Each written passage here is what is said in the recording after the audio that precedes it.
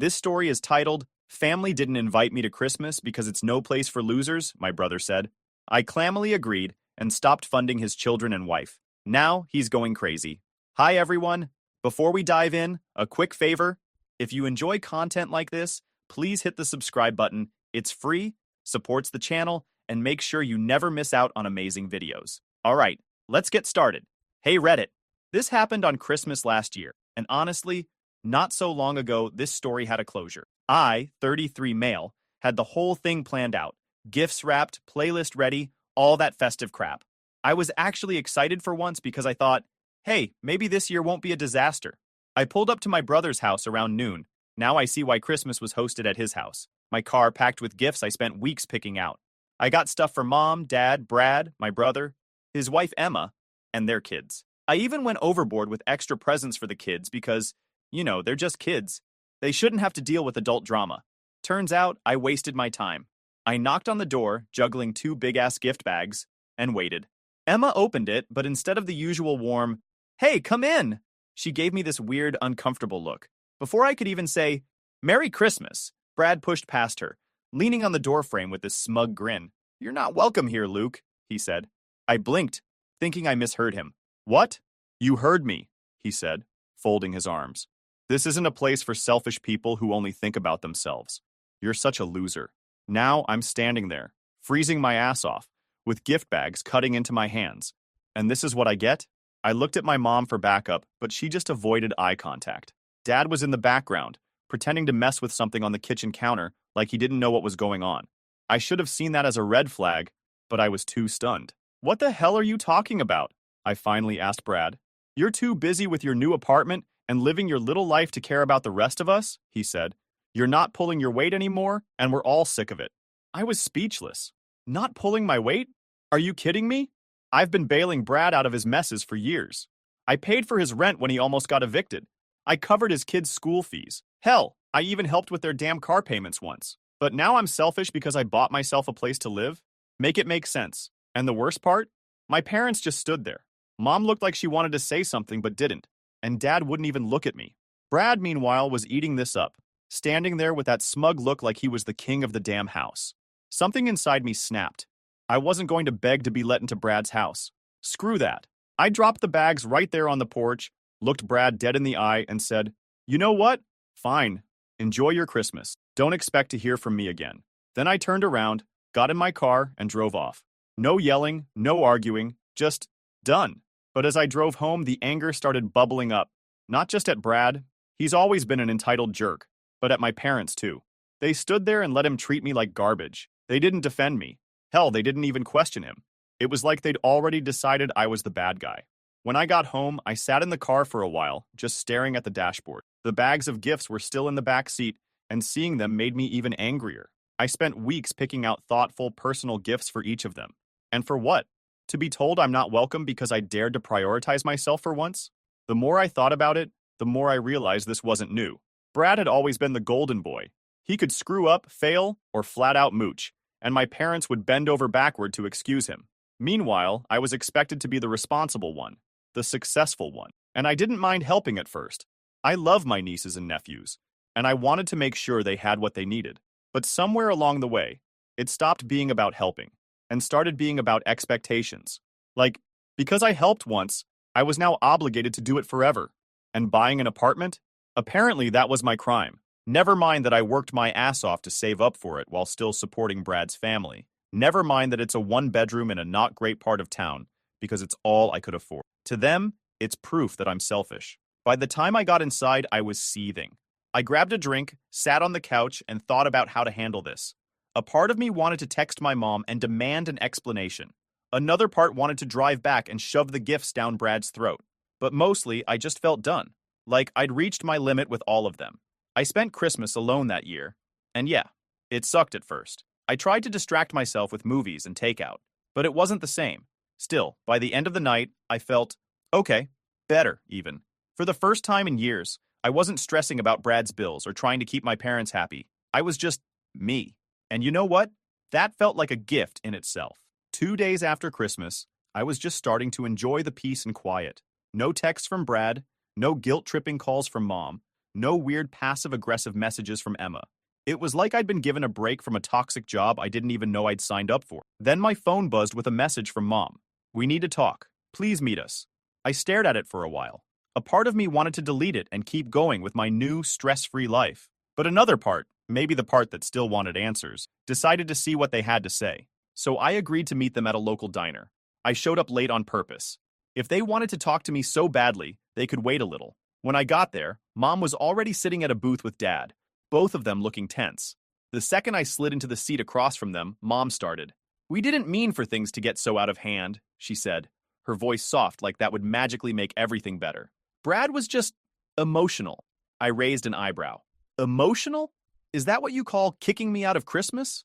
Dad sighed, rubbing his temple like this was exhausting for him. "Look, Luke, we didn't agree with everything Brad said, but you let him say it," I cut in.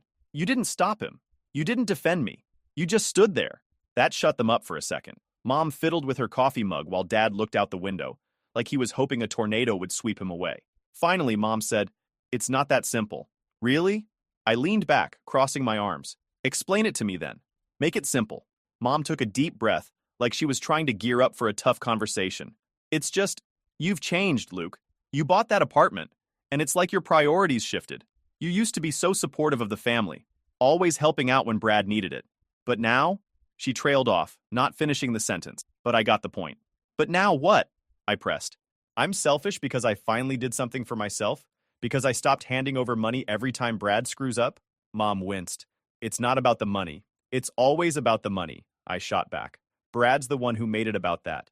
I've been helping him for years, and suddenly I'm the bad guy because I decided to keep some of my paycheck. Give me a break." Dad finally spoke up, his tone annoyingly calm, like he was trying to mediate. "We're not saying you're a bad guy, Luke, but Brad's had a rough couple of years. You know how hard it's been for him to keep a job." "Yeah, because he doesn't try to keep one," I snapped. "He hops from gig to gig, blows through whatever money he makes, and then comes crying to me. And you guys just let it happen." "That's not fair," Mom said, defensive now. "He's doing his best. He's got a family to take care of." "And whose fault is that?" I countered. "Not mine. He chose to have kids. He chose to get married. But somehow, I'm the one paying for it?" Mom's face flushed, and I could tell she was getting upset. "Families help each other, Luke. That's what we do." "No, that's what I do," I corrected her. "All I've ever done is help. I've bailed him out of more problems than I can count, and you've stood by and let him use me. Now you're mad because I finally said no?" "We're not mad," Dad said, but I could hear the edge in his voice. "We're disappointed. You've always been the responsible one, Luke. We thought you'd understand that Brad needs support right now." I couldn't believe what I was hearing. "Support? He needs a reality check. You think I don't notice how you guys treat him like he's a saint while I'm just the wallet? You didn't even question him when he kicked me out of Christmas. You just went along with it." Mom started to say something, but I wasn't done. "And what about my apartment? Why is that such a big deal? I bought a place to live. Big whoop. It's not like I bought a mansion or something. But suddenly, I'm selfish because I spent my money on myself?" Mom sighed heavily, looking more annoyed than apologetic. "It's not about the apartment itself. It's about what it represents. You've always been there for us, for Brad. But now it feels like you're pulling away." I shook my head, laughing bitterly. "You know what? Maybe I am pulling away. Maybe I'm sick of being treated like I owe everyone something. I worked hard for that apartment. I earned it. And I'm not going to apologize for wanting something for myself." Dad tried to play peacemaker again. "We're not asking you to apologize, Luke. We just want you to understand that Brad's family is struggling, and they need your help." "No, they need your help," I shot back. "I've done more than enough for them. If you're so worried about Brad, you help him. I'm out." Mom's expression hardened, like she was finally tired of arguing. "Fine," she said quietly. "If that's how you feel." "It is," I said, standing up. "And I'm done feeling guilty about it. Enjoy your golden child." I tossed a few bucks on the table to cover my coffee and walked out without looking back. I didn't care if they called after me. I didn't care if they sat there stewing. I was done. After that talk with my parents, I was completely done. Like, there wasn't even a shred of doubt left in me. It's one thing to feel unappreciated. It's another to have your entire family gaslight you into thinking you're the problem. The way they kept twisting everything to make Brad look like the victim, it was maddening. I didn't even need to think about it anymore. I decided then and there that I wasn't just stepping back. I was cutting ties completely. That night, I sat down with my phone and wrote out a text. It wasn't long or emotional, just straight to the point. "I'm done. Don't ask me for anything ever again." Then I hit send to the group chat with my parents, Brad, and Emma, and immediately blocked all of them. I won't lie, it felt weird at first. Cutting off your family isn't exactly something you prepare for. There's this lingering voice in the back of your head that keeps asking, am I overreacting? Should I try harder to fix things? But every time I started second-guessing myself, I'd remember Christmas. I'd think about Brad, standing there with that smug look, my parents just silently agreeing with him, and all the crap they said during that diner talk. That shut the doubts up real quick. The first couple of days were quiet, which I was grateful for. No calls, no texts, no drama. For the first time in forever, I didn't have to worry about anyone dumping their problems on me. It was like I was finally getting my own life back. But of course, it didn't last. About a week later, I started hearing from mutual friends. Apparently, my parents were telling people I'd abandoned the family. They made it sound like I'd turned my back on them for no reason, like I was some heartless jerk who'd decided I was too good for them. Brad, of course, was leading the charge, playing the victim like he was auditioning for an Oscar. Can you believe Luke just walked away from his family, they'd say, after everything we've been through together? It's like he doesn't even care about us. Hearing that pissed me off, but it didn't surprise me. Brad's always been great at spinning stories to make himself look like the hero, or, in this case, the poor, misunderstood brother. What did surprise me was how quickly some people bought into it. A couple of friends reached out, basically asking what the hell was going on. Hey man, one of them, Jared, texted me. Your parents said you're not talking to them anymore?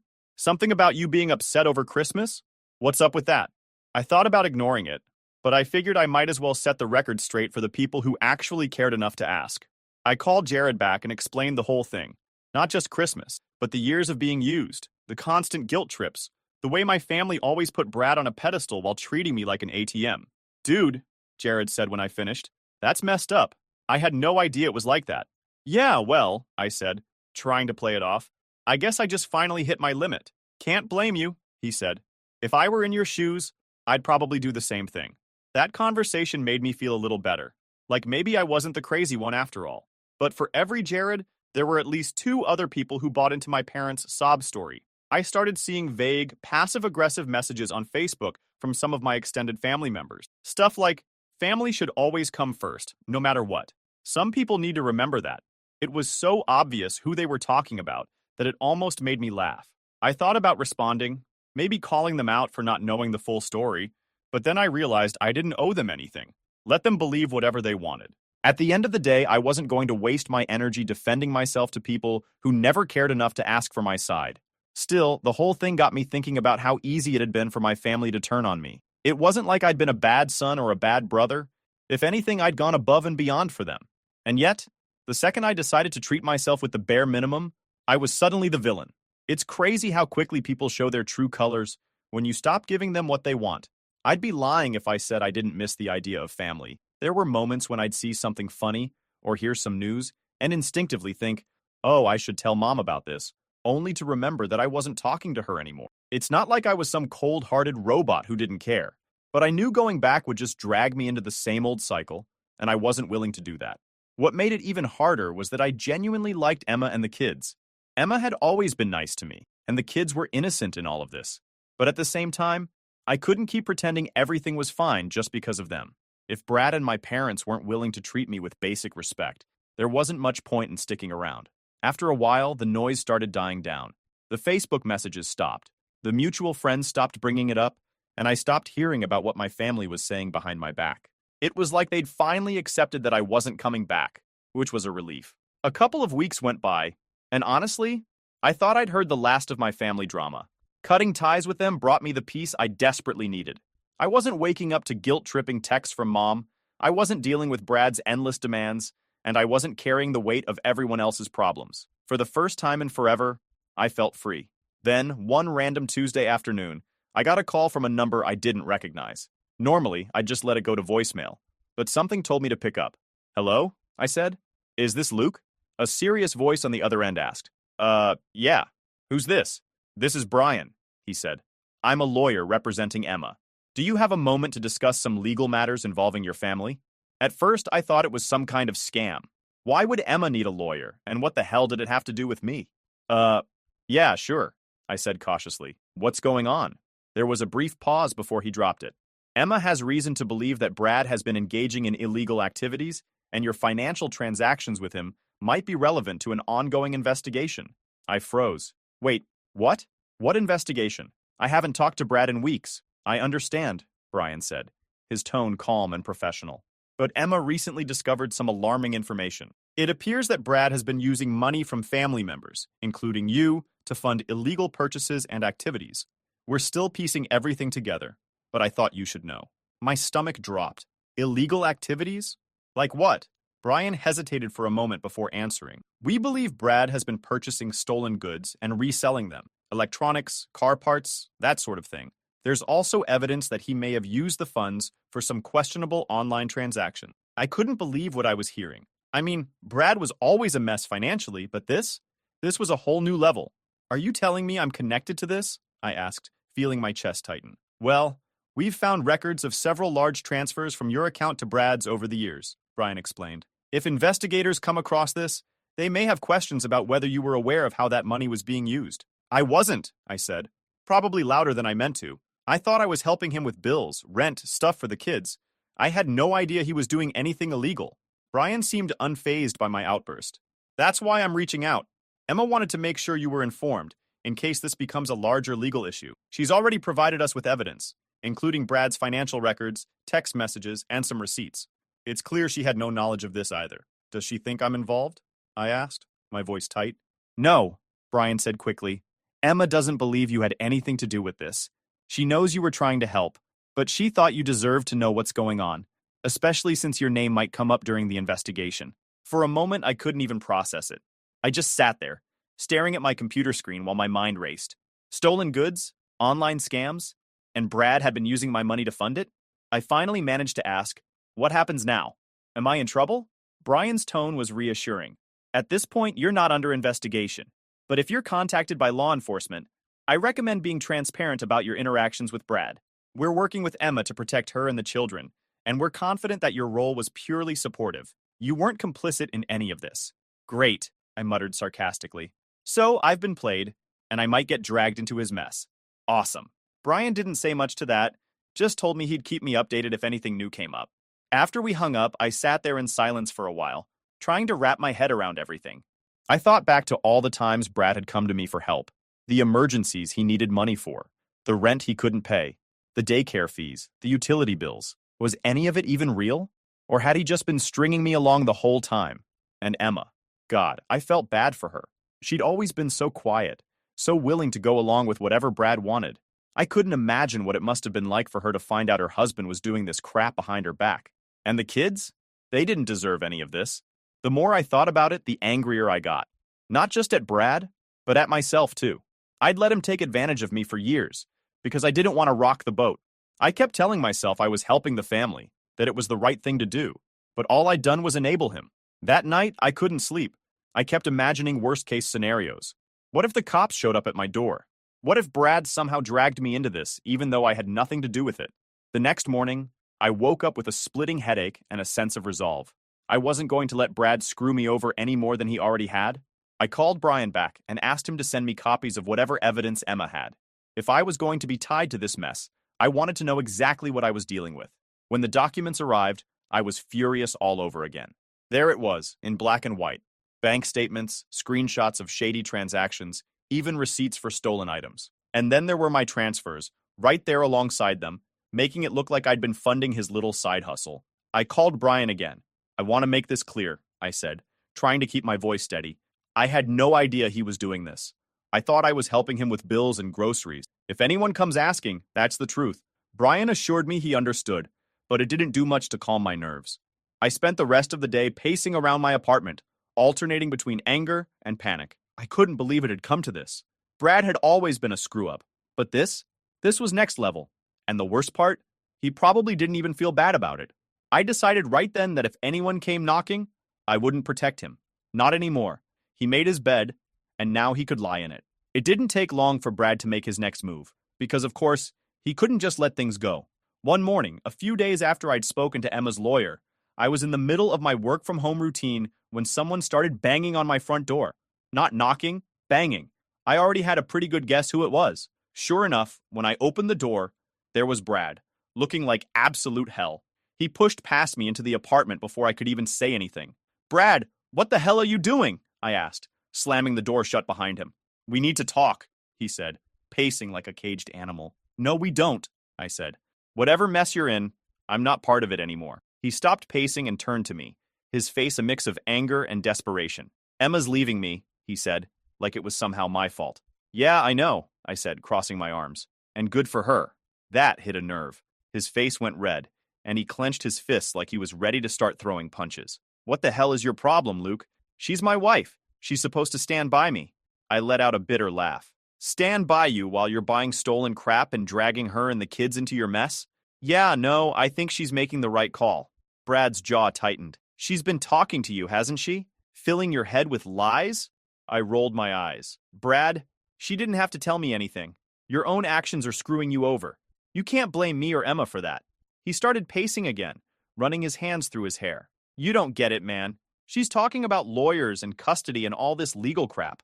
And now I've got cops sniffing around because of some stupid mix-up with a few transactions. Mix-up? I interrupted. You mean the illegal crap you've been doing for who knows how long? That's not a mix-up, Brad. That's you being a selfish idiot. Now it's clear who the loser is. He glared at me, but I could see the fear behind his anger. You don't know what it's like, Luke. Trying to keep a family together. Trying to make ends meet. Don't even start, I cut him off. I've been helping you make ends meet for years. I've done everything I could to make sure your family was taken care of. And this is what you did with it? So don't stand there and act like I'm the one who doesn't get it. For a moment, Brad looked like he was going to argue, but then he slumped into one of my kitchen chairs, his head in his hands. I didn't mean for it to get this bad, he muttered. I thought I could fix everything. Fix everything? I said, incredulous. You've made it worse for everyone. Emma's leaving, the cops are involved, and you've probably burned every bridge you had. And for what? A quick buck? He didn't answer.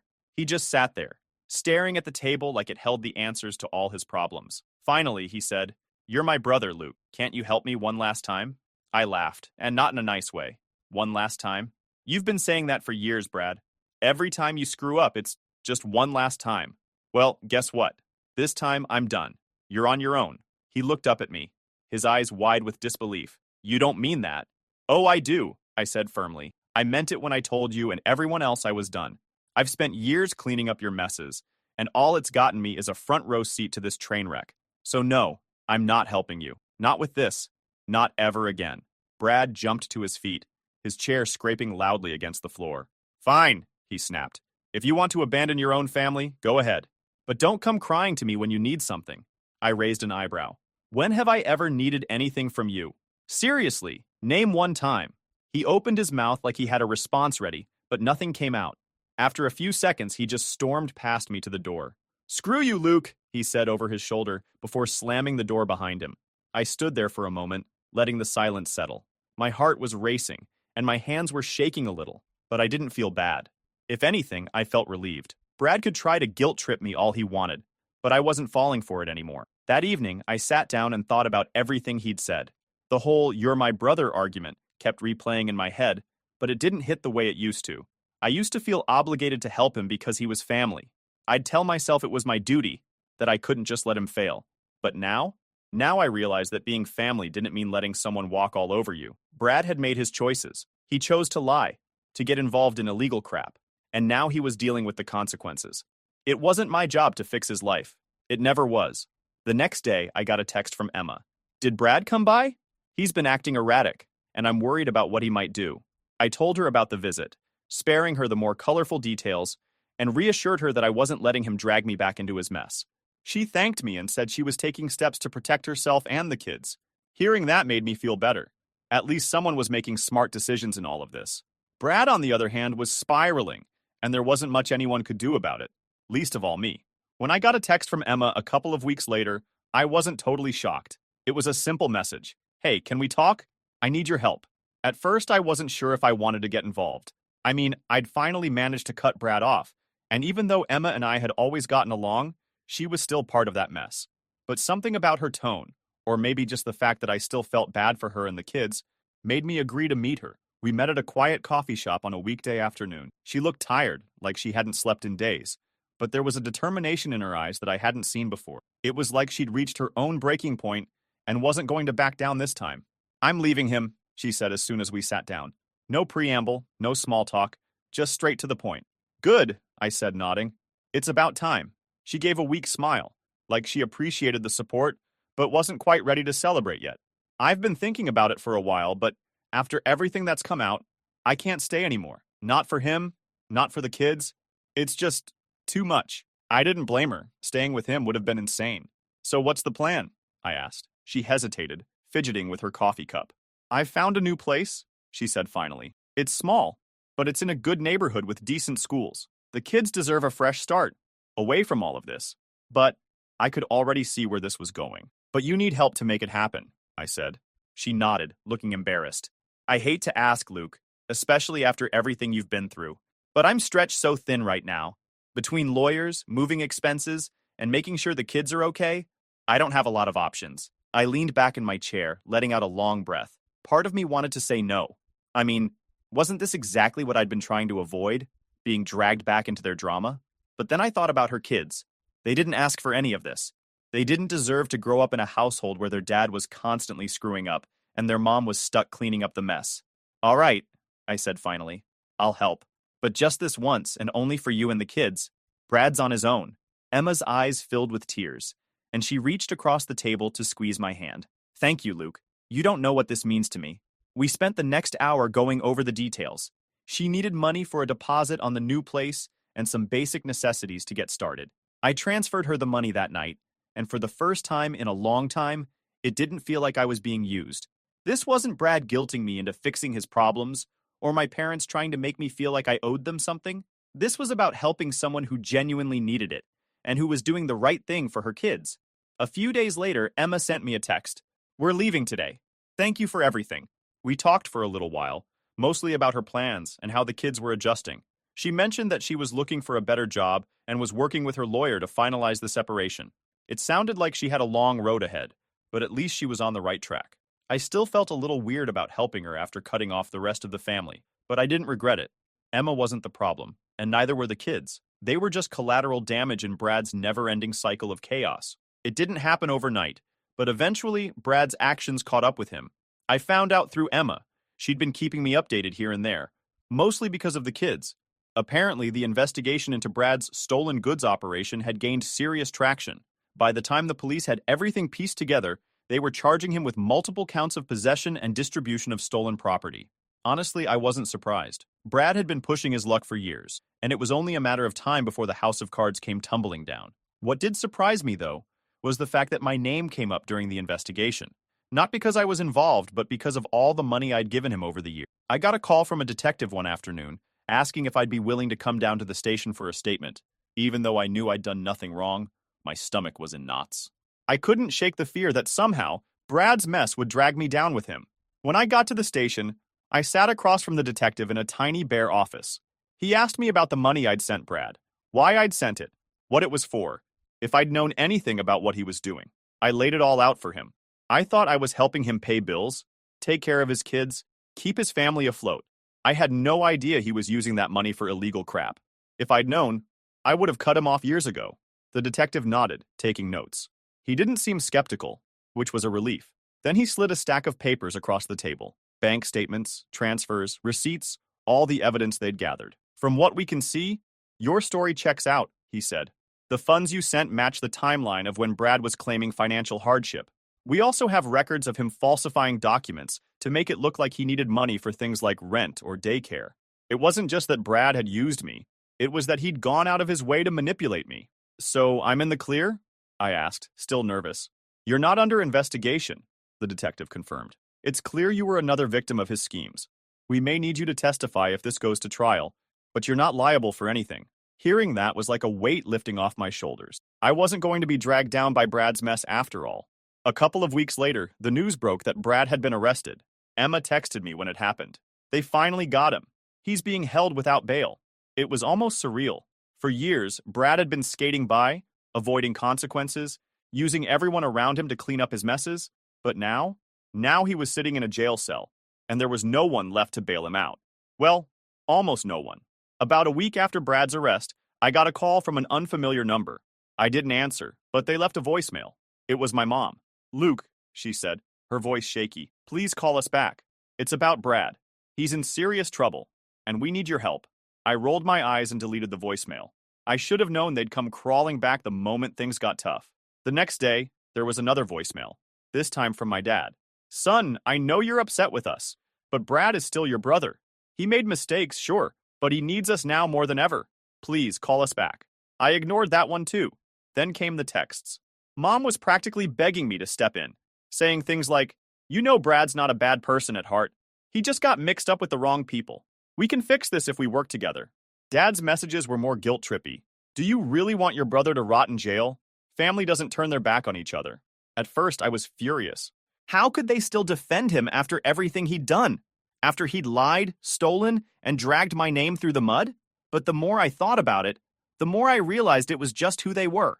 They'd always coddled Brad, always made excuses for him, always put his needs above everyone else's.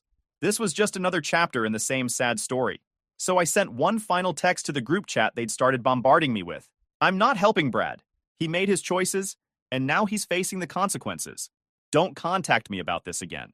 I didn't get a response. A few months later, Brad's case went to trial.